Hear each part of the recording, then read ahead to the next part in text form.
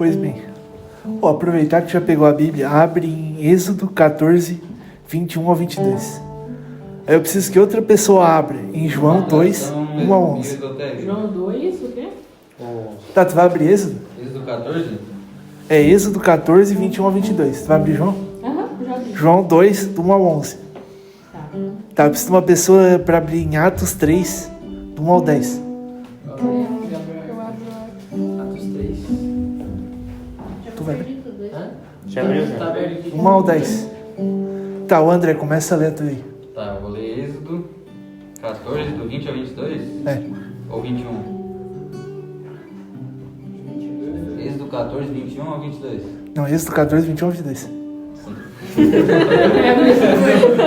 Não. Minha tradução é meio diferente, então. Não, vai. Êxodo 14, 21. A Bíblia é católica. Então Moisés estendeu a mão sobre o mar, e Yahvé, por um forte vento oriental que soprou toda aquela noite, fez o mar se retirar. Este se tornou terra seca e as águas foram divididas. 22. Os israelitas entraram pelo meio do mar em seco, e as águas formaram como um muro à sua direita e à sua esquerda. João 2, do 1 ao Do 1 ao 10. 1 ao 11, do 1 ao 11. A 11, tá. No terceiro dia houve um casamento em Canaã da Galileia. A mãe de Jesus estava ali. Jesus e seus discípulos também haviam sido convidados para o casamento. Tendo acabado o vinho, a mãe de Jesus lhe disse: eles não têm mais vinho. Respondeu Jesus: que temos nós em comum, mulher? A minha hora ainda não chegou. Sua mãe disse aos serviçais: façam tudo o que ele lhes mandar. Ali perto havia 6 potes de pedra, do tipo usado pelos judeus para as purificações cerimoniais. Em cada pote cabia entre 80 a 120 litros. Disse Jesus aos serviçais: encham os potes com água. E os encheram até a borda. Então lhes disse: agora levem um pouco do vinho ao encarregado da festa. Eles assim o fizeram. E o encarregado da festa provou a água que fora transformada em vinho, sem saber de onde este viera, embora o soubessem os serviçais que haviam tirado a água. Então chamou o noivo e disse: todos servem primeiro o melhor vinho, e depois que os convidados já beberam bastante, o vinho inferior é servido, mas você guardou o melhor até agora. Este sinal miraculoso em Canaã da Galileia foi o primeiro que Jesus realizou. Revelou assim a sua glória, e os seus discípulos creram nele. É do 1 ao 10? 3, 1 ao 10? Atos 3, do 1 ao 10. Ora, Pedro e João subiam juntos ao templo à hora da oração, sendo a hora 9. Estava sendo carregado um homem coxo desde o ventre de sua mãe, o qual diariamente punham à porta do templo chamada Formosa, para pedir esmolas aos que entravam no templo. O qual, vendo Pedro e João entrando no templo, pediu uma esmola. E Pedro, fixando os olhos nele, com João, disse: olha para nós.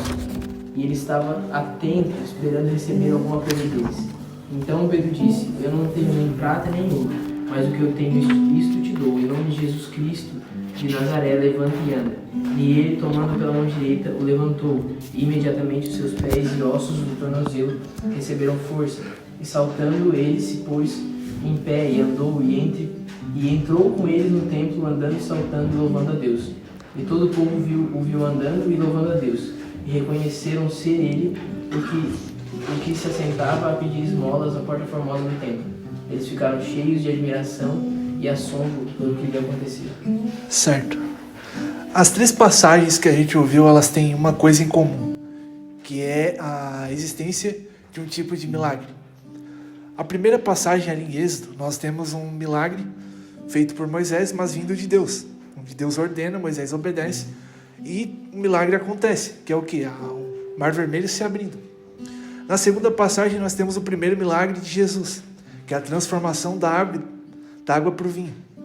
E no terceiro, nós temos os apóstolos, com a autoridade de Deus, já depois de Pentecostes, tendo essa autoridade para poder realizar o milagre da cura.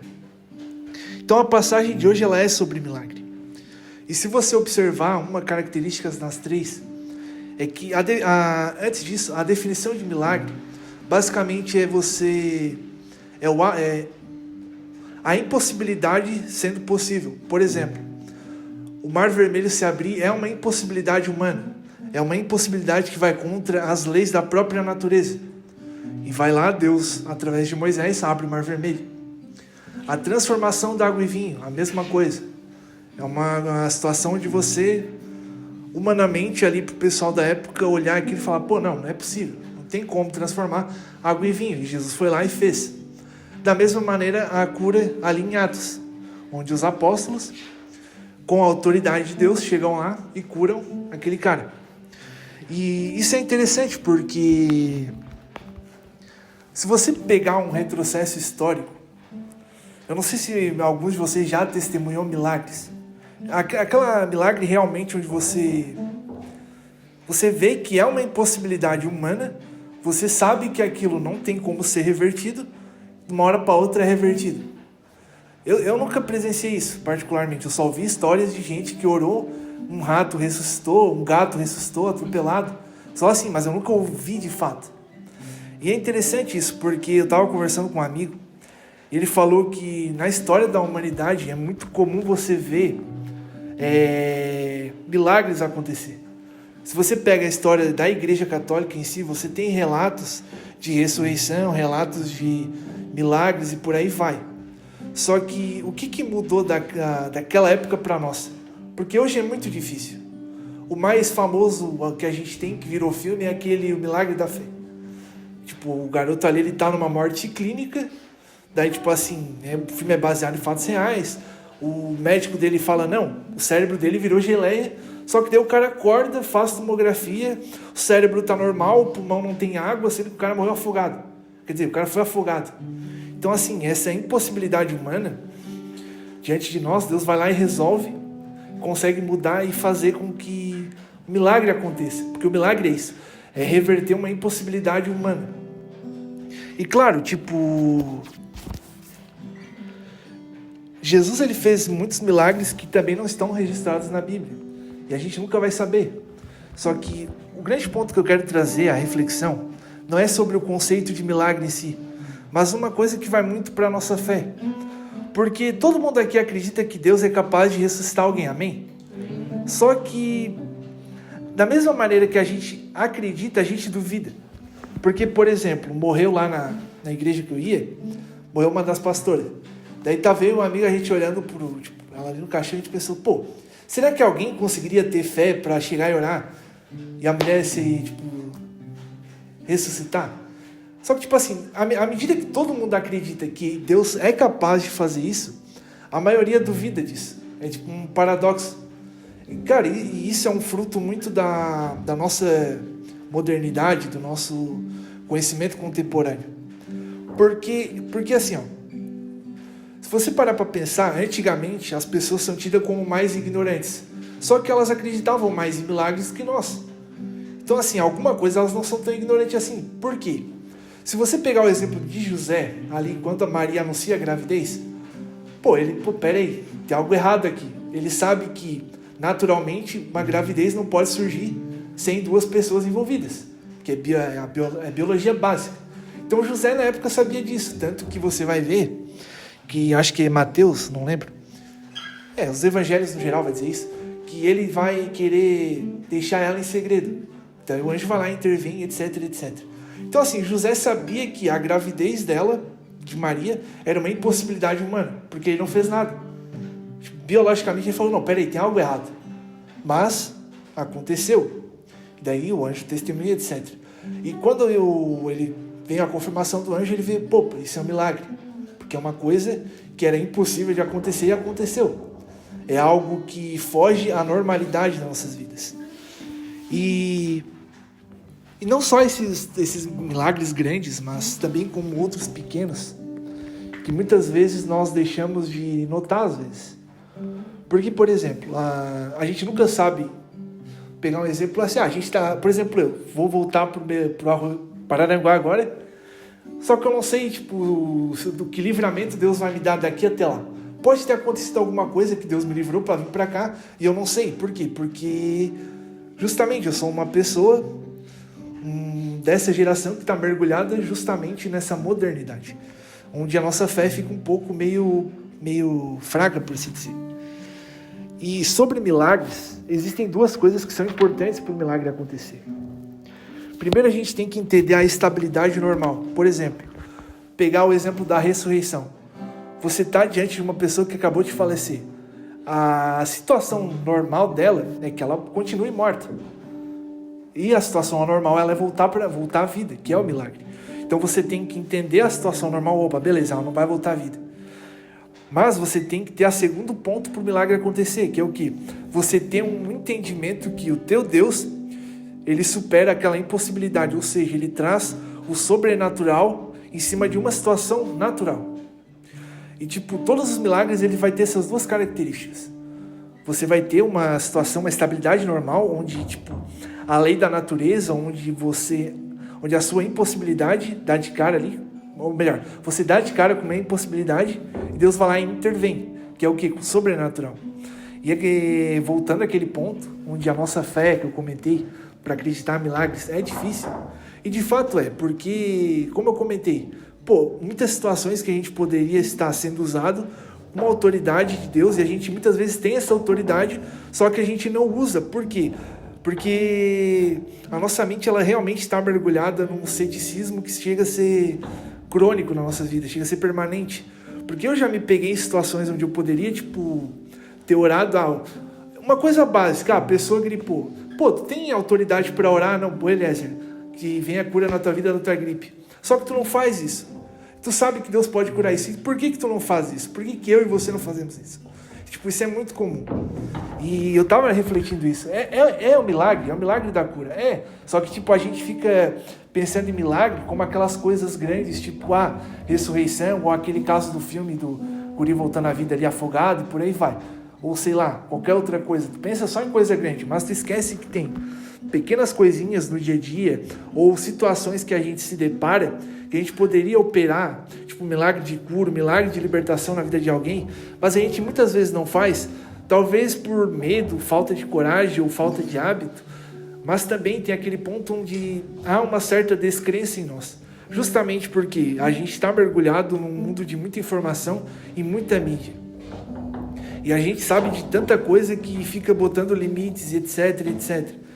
Por exemplo, vou pegar o exemplo de José ali, a limitação biológica da situação. Ele estava na situação ali, mas ele entendeu que era milagre através do anjo que falou para ele. E, por exemplo, ali em Atos, que o Gabriel leu. Eles estavam ali, beleza, a medicina não vai curar esse cara. Ele tá coxo, acho que é coxo que ele estava. Ele não vai curar esse cara, pronto. Só que, eles não. Nós vamos orar porque a gente sabe que a gente tem a autoridade de Deus para que aquele cara possa andar, para que aquele cara possa sair daquela situação. Então, falar de milagre, ele é muito complexo. E o ponto que eu quero deixar na reflexão, antes de finalizar, a gente vai voltar sobre o milagre da ressurreição. Porque o milagre da ressurreição, ele é o mais forte de todos. Ele requer uma fé extrema. E é curioso porque você tem relatos bíblicos disso e extra-bíblicos. Porque você tem, principalmente ali na história da Igreja Católica, você vai ter pessoas que foram martirizadas, que são santos lá deles, etc., que eles passaram por um processo de ressurreição. Se é verdade ou não, eu não sei. Mas, devido à época em que isso aconteceu, é muito provável que tenha sido, um milagre de fato. Nós temos um caso ali, que eu não vou lembrar o nome do cara, que ele foi, para um paredão de flecha, a galera flechou nele, aí, ele caiu, depois ele tirou as flechas dele e saiu normal. E a galera acreditou. Ele começou a evangelizar aquela área, que era uma província romana. Isso bate muito com o período da igreja primitiva, que foi ali nos 200 anos depois de Cristo, etc. Então é algo que dá para acreditar. Só que hoje em dia você não vai ver isso. Agora, por que você não vai ver isso? Talvez falta, nós ter essa fé, nós exercer essa autoridade, ou porque muitas vezes, sei lá, pode ser que Deus não queira também. Existe essa possibilidade. E Ele vai continuar sendo Deus. Por exemplo, pode ser que Deus não queira ressuscitar aquela pessoa, então não adianta tu orar. Que é o caso de Davi. Davi lá jejuou, se lamentou e Deus, não vai mudar a situação. Ponto final, eu quero que seja assim. Tem esse lado também, tem, mas boa parte é que a gente também não exerce nada disso. Até, às vezes, o André é um exemplo disso, que vai orar por bêbado e se dá mal. Às vezes tu não vai orar por bêbado porque tu acha, pá, o cara tá bêbado. Tu vai se dar mal, tu vai atropelar, se atropelar, quebrar um braço. Pode acontecer contigo. Mas... não é. O cara é gremista ainda, tá ligado? O cara, não vou orar pra ele que ele é gremista e bêbado. Mas enfim, muitas vezes a gente dá numa situação, pá, não vamos orar por isso, não vamos fazer por aquilo, não vamos exercer essa autoridade porque... Vou dar um abraço pro cara que tá cheirando a cigarro. Né? Mas a gente, né? Tem isso, cara. E tipo assim, não é tão relacionado com o assunto, mas tipo, tem gente que fala que o abraço cura. Pode ser que tu abraçando aquela pessoa, ele sinta o amor de Deus através de ti, etc, etc. E a partir disso comece uma nova história na vida dele. Pode ser que aconteça, mas às vezes tu não vai lá fazer isso. Na verdade, muita gente não vai fazer isso. Claro, tem gente que é mais apto a fazer, tem gente que não é. Então, basicamente, a reflexão é isso. É sobre milagres, sobre a nossa fé, em acreditar nesse tipo de coisa. E como eu comentei ali da ressurreição, tipo, se você parar para pensar, a morte ela é a única certeza que nós temos. Ela é algo natural. E a ressurreição, ela é tão forte porque ela pega a morte e faz o processo inverso. Por exemplo, Deus vai restaurar tudo aquilo que você perdeu. Porque quando você morre, e tipo, isso é mais do que fisicamente, muitas vezes é espiritual. Porque assim, você morreu. No processo de morte você começa a emitir gases, você começa a entrar numa fase de deteriorização. Ou seja, teu corpo, que era orgânico, vai se tornar algo inorgânico. E vai ser consumido por outras criaturas orgânicas. E Deus pega e tipo, reverte isso. Isso dá para se aplicar também à vida espiritual e por aí vai. Então assim, os milagres de ressurreição, eles são os mais fortes justamente por isso. Porque diante da morte, principalmente de alguém que é querido nosso, a nossa descrença vai lá embaixo. Tu não consegue acreditar, cara. Até diante de um câncer, de uma situação, tipo, caminhando para a morte, não sei como é que se fala, estágio final, tu não consegue acreditar. Tipo, parece que falta... Por exemplo, há uns anos atrás, eu perdi uma prima que tinha 21 anos na época. Ninguém teve, fé suficiente para chegar e orar para que o câncer dela, não finalizasse a vida dela. Será que ninguém tinha fé para exercer esse milagre da cura? Ninguém tinha esse chamado? E olha que, eu lembro que na época a gente chamava, fulano lá tem um dom de cura, fulano é profeta, não sei o quê. Ninguém desses tinha... E era engraçado porque ninguém tinha fé. Porque eu lembro de um cara que ele foi orar por ela. Foi engraçado, porque daí ele chegou, orou, beleza, saiu da sala.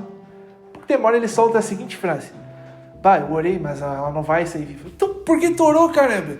Tá ligado? Era melhor não ter feito nada. Por que tu chega lá? Tu orou já com uma descrença? É melhor não fazer nada. Então, assim, é algo muito natural da nossa época em si, da nossa modernidade.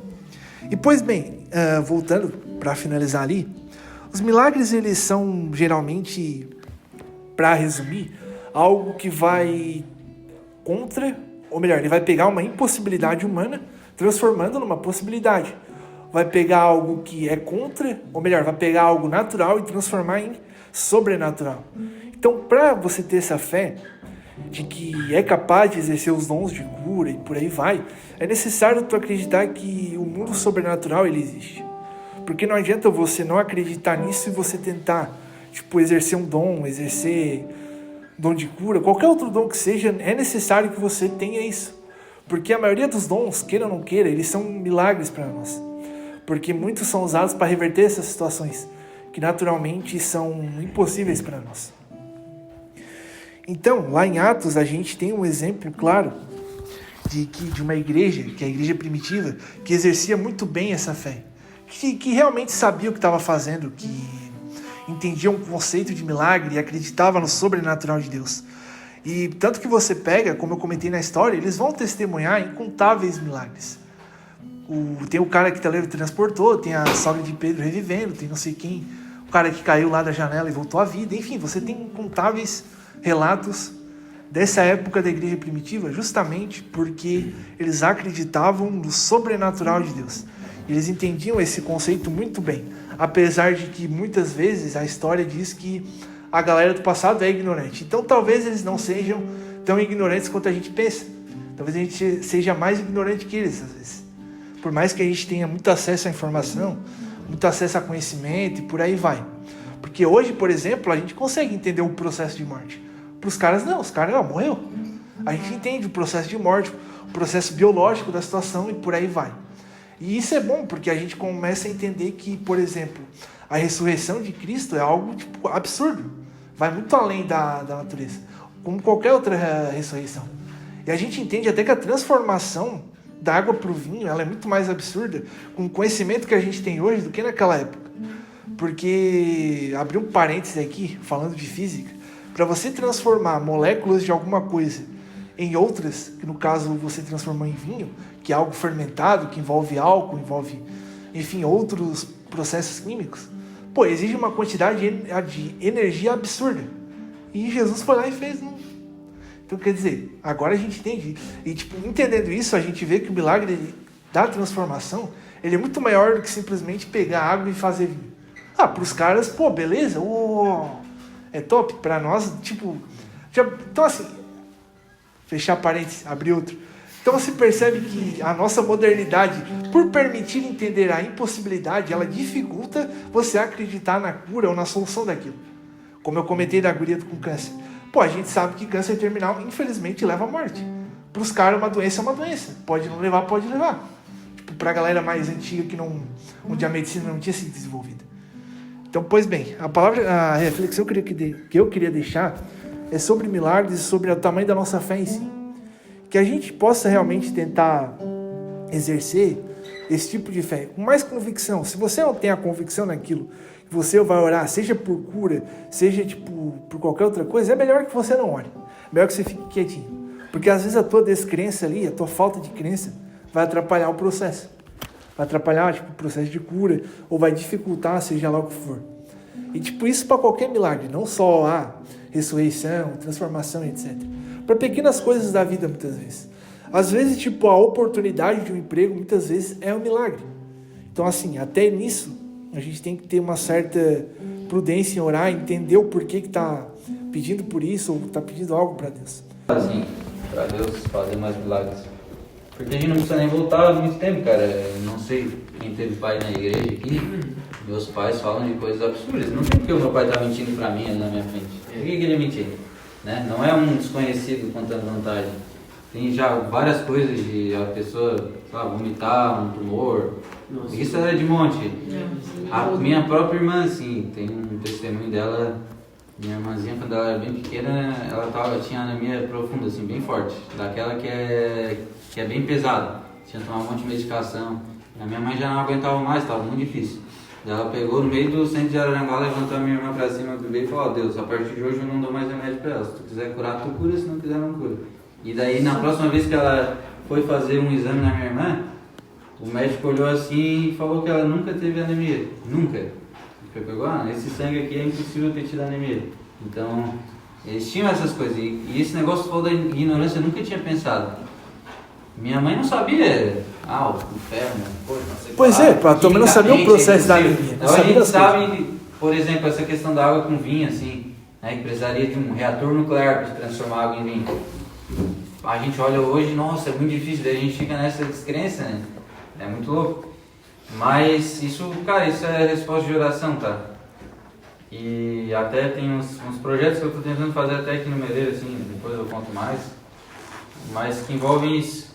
Porque o que tudo isso está relacionado? Por exemplo, o tempo de Jesus tinha milagre, o tempo dos apóstolos tinha milagre e o tempo dos nossos pais tinha milagre. Qual era a diferença do tempo dos nossos pais para de hoje? A igreja evangélica, no tempo dos nossos pais, era desse tamanho, não era nem 5% da população. Então o que era? Era um ambiente de evangelismo. Todos os milagres acontecem principalmente em ambiente de evangelismo.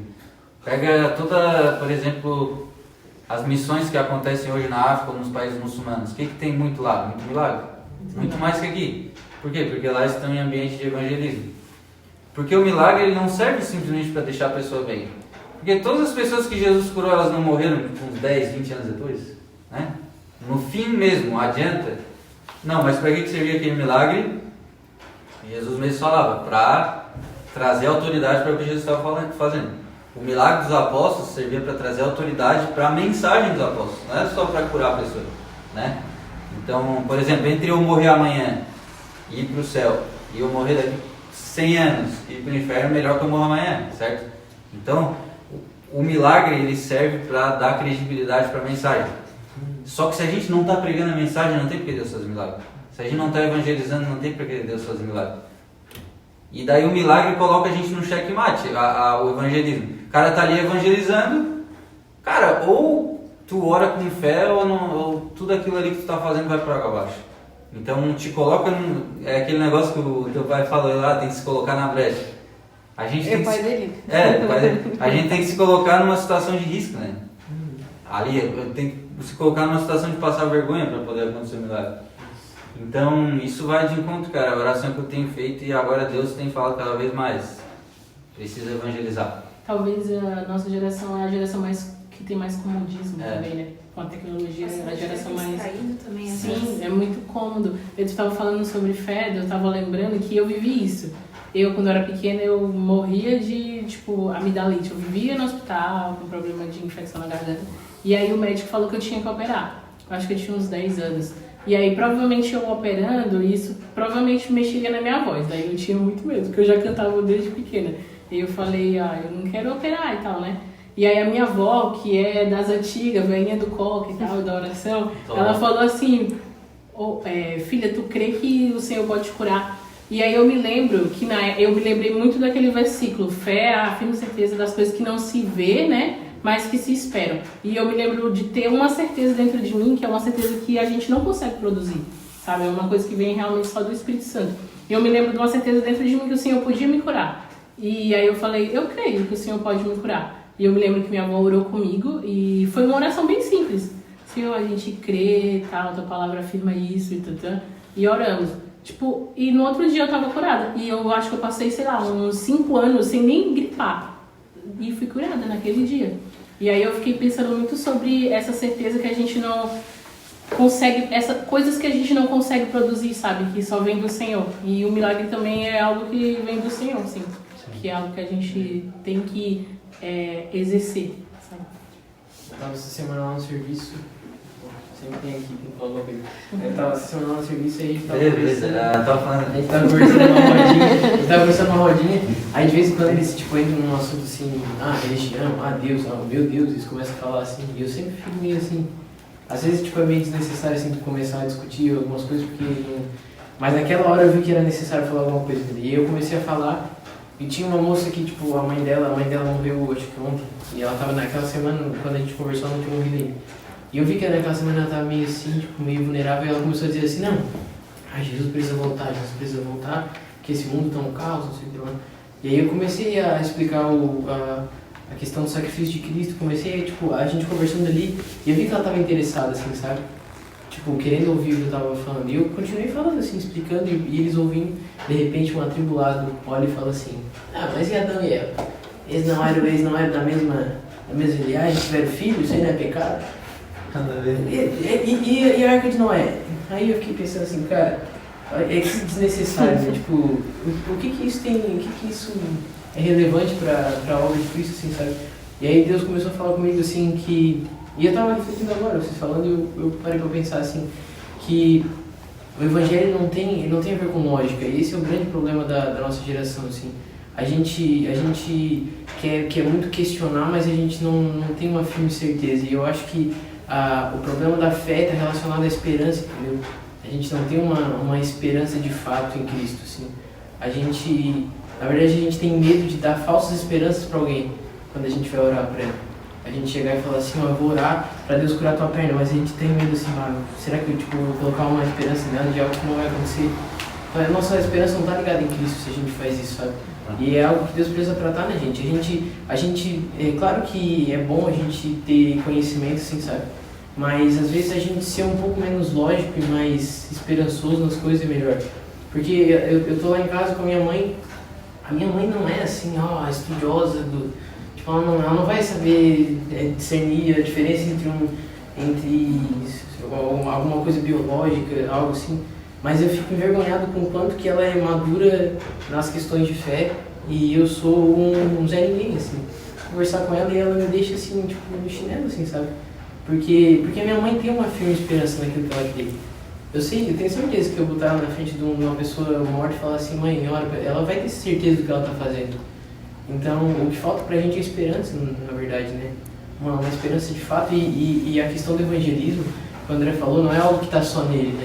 Tipo, todo mundo, agora eu vejo que todo mundo tá assim, a gente precisa de uma inquietação. Eu recebi áudio de um cara hoje, fazia tempo que eu não falo, que ele falou, peguei os jovens agora, vamos se juntar pra fazer alguma coisa. Tipo, várias pessoas já, a Lisa falou. Meu cunhado, a Lisa, mano, eu nem tô fazendo nada, cara. No meio da semana, ele é assim, gente, pelo amor de Deus, eu tô orando aqui, a gente precisa sair um dia pra evangelizar, não aguento mais ficar E eu vejo que a gente está, talvez, na maior possibilidade de pesca, eu acho, da história. Sim. Tá muito absurdo. As pessoas estão muito suscetíveis e sedentas pelo Evangelho. A era da modernidade, vamos dizer, do ceticismo morreu. Pode ver, antigamente eu lembro quando eu era jovem, todo mundo era ateu, era legal. Hoje, todo mundo abandonou o ST. Daí o pessoal tá indo pra tudo quanto é lado. O cara vai pra maconha. Mas tudo. que ainda ficou a parte crônica da parada. Isso, ficou ainda. Tipo assim, tu comentou ali que milagre ele vem tipo, por uma questão de evangelismo. Vem, mas também ela vem também por uma questão onde tem uma galera mais crítica. Porque igual ela comentou, a avó dela, a irmã do Coque. Pô, tu vai dar por ele, uma irmã do Coque? Cara, tipo, as revelações mais, tipo, vida de Deus que eu recebi, mano. A mulher tinha um coque que tinha, tipo, mais bigode que eu, tá ligado? Pô, era bizarro, mano, mas era.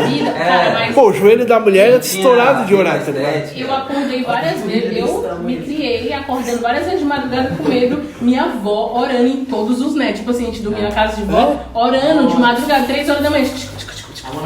Eu é porque minha avó sempre foi católica. Isso, mano. A minha família tem um caso bizarro de um cara, de um tio nosso. A gente tem, tipo, ele é tio da minha mãe. Ele é tio da minha mãe. E é um caso bizarro, assim, tipo, eu conheci ele depois que ele ressuscitou, no caso. Ela não me contou essa história, foi uma tia lá no Rio Grande do Sul. A gente não sabia disso. Não, tipo, eu sei essa história, mas é que eu sempre convivi. Mas é que eu sempre convivi com o tio e tal, tipo. Tá, mas como assim? Conta aí agora. Ele morreu já, né? Ele morreu de velho agora, Tem né? Mas tipo. tipo, tem as coisas bizarras de que foi, sei lá, Ele ficou há muito tempo morto? 3 dias. O Chico. Então foi mesmo. Ele tava, tipo, A mulher dele ele não tinha um aceitou. problema. Ele tinha um problema no coração. Não acredito. Tá ligado? Pô, isso aqui não bate porque eu preguei. Ele tinha. Logicamente, né? Ele tinha um problema no coração, e daí, tipo, o coração dele foi inchando, até que, tipo, parou, assim. E a tia falou, não vai enterrar ele, porque Deus falou que ele não vai morrer, que ele vai ver. Ele vai... E todo mundo da família... E todo mundo da família falou, a tia Nancy tá louca? Louca. Não, vamos enterrar o Mas olha Adão. só, ela tinha uma certeza. Não deixou enterrar. Não deixou, tipo, daí os caras não liberaram, né? Tipo, não enterraram, mas também não falaram, o corpo dele não vai sair daqui porque o cara tá morto. E ela falou, não tá morto. Ele não. Deu 2, 3 dias, eu não sei se foi. Ele voltou à vida, cara. E depois ele morreu, tipo, de velho, porque ele teve problema de diabetes, sei lá. Mas eu conheci ele, eu ia na casa dele. A menina que mora comigo, Só que ela a mulher tem... já tinha morrido. Ele já tava com 120 anos. A mulher dele morreu depois e ele continuou vivo. Era bebê. Que coisa Ele continuou depois da mulher? É muito louco, ela tem... Foi por isso que ele não reviveu de novo. A mulher morreu antes. Não deu tempo. Não deu tempo. Cara, não quer morrer. O da minha coluna também é bizarro. Mas essa do tio, tipo, é porque a gente não lembra sempre do tio Adão, né? Agora ele já morreu, mas... Agora todo mundo lembra de milagre. Olha, a nossa família tem bastante... Vai, qual é o teu? Tem a Jaque, a esposa do Marlon, que foi curada da intolerância à lactose. Eu tenho os exames guardados até hoje do meu problema de coluna. Eu também tenho. Simplesmente não existe meu mais. olho, que era pra eu estar saindo agora, né? Eu podia ter guardado o exame da amidalite. Tem a história que ficou famosa agora da Zoe Lili. Sim, da Zoe Lili. Que eles têm uma avó, que a avó dela, a vez morreu faz pouco tempo, mas ela é bem doida. Aí ela sempre fazia café da manhã com os netos pra eles irem pra escola. E tinha uma neta que era um pouco mais velha, eu acho que era a Zoe, não sei. Acho que é a Zoe. Aí um dia ela sempre acordava de manhã, fazia o café, eles tomavam o café e iam pra escola. Aí um dia ela foi lá, acordou a menina, falou assim, ó, hoje faz café pra eles, eu vou ficar com todo mundo dentro do quarto orando, porque sempre tiravam uma hora pra orar ali às 5 horas da manhã, eu acho. Aí ela fez o café, foi pra escola, fez o café para as crianças, foi pra escola, voltou. Aí a velhinha tava lá, ela e o marido assim, de boa e tal. Aí anos depois ela falou assim, lembra aquele dia que eu falei pra te fazer o café? Aí a menina assim, não, lembro. Aí ela assim, não, eu tava com o teu avô, era umas 5 horas da manhã, ele tava morto. E aí eu fiquei orando até meio-dia até ele ressuscitar, ele ressuscitou meio-dia. Aí ele levantou, a gente continuou. Tomou café e morreu. Tranquilo. Ele morreu rapidinho, mas daqui a pouco ele volta. Do tio Adão, não lembro se foi 2 ou 3 dias que ele ficou morto, ficou tipo lá no IML, tapado assim, e simplesmente voltou sem problema nenhum no coração. E ele não morreu de problema no coração depois, morreu de O cara velho. batendo na geladeira assim na porta, alguém tira daqui, os caras apavorados. Um testemunho meu é bem simples, mas no dia, cara, foi muito impactante pra mim. Eu vi o cuidado de Deus. Teve um dia que eu tava lendo a Bíblia, faz tempo assim, eu nem era casado ainda, lendo a Bíblia no meu quarto, e eu parei num texto muito estranho do Antigo Testamento. E eu fiquei assim, Deus, eu não acredito no que está escrito aqui, isso aqui é loucura. E eu fiquei orando, cara, Deus, me ajuda, como é que eu vou conseguir pregar a palavra de Deus? Tem tanta coisa aqui na palavra de Deus que eu não consigo entender e não faz sentido na minha cabeça. E Deus, ele fez, não, olha para a tua estante. Eu peguei um livro que fazia um tempão que eu não lia mais. E eu só peguei o livro assim, bem na hora, e eu abri onde estava marcado ali. E o tema era o cristão e a dúvida. E eu comecei a ler e sanei a minha dúvida na hora. Muito louco, cara. Isso aí, até hoje eu lembro. E aquela vez que eu li, é o que toda vida agora que eu chego num checkmate, assim que eu vejo, não, isso aqui não entra na minha mente. Eu lembro do capítulo do livro ali, que fez total sentido na minha mente, tá ligado? Então, eu tenho uma esperança bem forte, assim, que a nossa geração, por mais zoada que pareça, ela é privilegiada. Tava até falando com a minha avó, essa geração não quer nada com nada. Eu falei, não, vó, essa geração, elas têm muito futuro. Porque a geração passada, ela ainda era uma geração muito ambiciosa. Todo mundo corria atrás de ter dinheiro, carro, essas coisas. Nossa geração, ninguém liga pra nada, ninguém quer nada.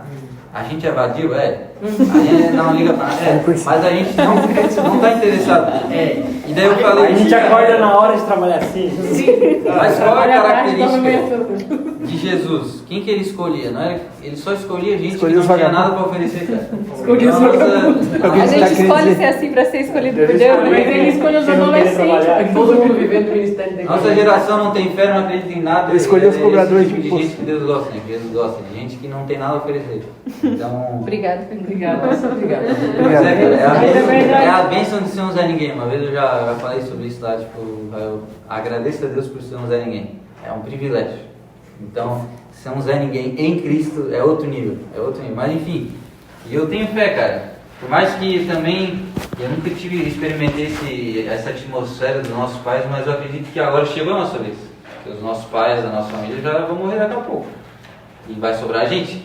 E Deus nunca deixa que o mundo sem uma voz. Deus nunca deixou. Então vai ser a gente, cara. E eu tô feliz. Eu não quero ficar de fora. Só que a gente tem que estar disposto. Então eu acredito que é quando a gente vamos evangelizar com autoridade, com graça. Cara, vai acontecer. Imagina a cena assim, só para finalizar, desculpa. Imagina a cena a gente pregando no meio da rua, ou um culto no meio da rua, no meio de uma praça, e ali a glória de Deus se manifestando, a gente sentindo a presença de Deus. Chegar uma pessoa, imagina esse ambiente, 200 jovens orando, sentindo a presença de Deus, igual às vezes nos retiros ali que a gente está. Se chegar uma pessoa na rua de muleta e pedir para orar, tu não vai orar? Nesse ambiente, nessa atmosfera, tu não vai Se orar? acontece um milagre, vira um... Mas imagina, só que a gente deixa esse ambiente na igreja. Entre quatro paredes. Ultimamente é só retiro. Nem na igreja. Pegar a igreja dentro, cara, só retiro. Na rua. Mas olha Você tem que esperar o carnaval pra isso. Esse eu acho que é o avivamento em que a gente já ouviu falar sobre. Lá no Morro Grande também a gente começou com esse projeto evangelístico. Sábado passado foi feito um culto aberto lá no centro de Morro Grande. À tarde a gente foi lá, entregou os panfletos, Eliezer também foi, eu, Cris, a Gabi, Eliezer. E aí de noite teve o culto. Não foi muitas pessoas, mas já é algo diferente, sabe? No próximo sábado a gente vai fazer também algo que todo mundo poderia se unir e tá todo mundo ali naquela atmosfera também, sabe? Sair das quatro paredes da igreja e levar isso pra fora, levar isso pro mundo, sabe? E a gente sabe que é o último momento da igreja e mesmo que, sei lá, ainda leve 1000 anos pra Jesus voltar, a gente só tem essa vida, né? Só tem essa vida, só tem essa fase da vida também. E quando eu saí do retiro, eu saí inconformada, tipo, mano, porque, tipo, eu sou de uma igreja muito grande, Aí eu fiquei pensando, tipo, fiquei um tempão pensando muito, tipo, cara, minha igreja tem muita luz, tem muita gente pra fazer tudo que vai fazer lá é muito. E aí eu queria estar num lugar que eu pudesse, tipo, ser uma voz também, sabe? Às vezes lá eu sou só mais uma luz no meio de tanta luz, sabe? E às vezes quando... Chegou, cara. Eu creio muito, cara, que Deus tá... Porque a coisa tá acontecendo umas coisas assim que eu não consigo explicar. E eu vejo essa Juntando pessoas que eu não informação, consigo... A gente nem tá forçando. Então, até a gente tava tentando marcar aquele culto na Praça de Araranguá. Só que tá dando tudo errado, cara. Eu já falei com um monte de gente. Daí a mãe de hoje, por que a gente não começa aqui? No Meleiro. Pô, aqui no Meleiro tem bastante jovens, só que não tem nada, cara. Aqui todo mundo só se satisfaz indo para outros lugares. Igreja em outro lugar, ou quem é do mundo em festa em outro lugar. Se a gente conseguir fazer algum movimento aqui, vai impactar. Eu fico pensando, imagina aquele último encontrão que a gente teve no meio da praça aqui no Meleiro, do nada, tipo, 100 jovens, do nada, cara. Mesmo, imagina, mesmo que não... Vai ser o evento do ano. Esse vai ser um milagre, 100 pessoas. 45 minutos de worship. Ali na hora, ninguém se converte na hora. Mas, cara, isso vai gerar uma inquietação. Meu Deus do céu, nunca vi tanta gente. O milagre é esse, né? O IBGE atualizando o censo.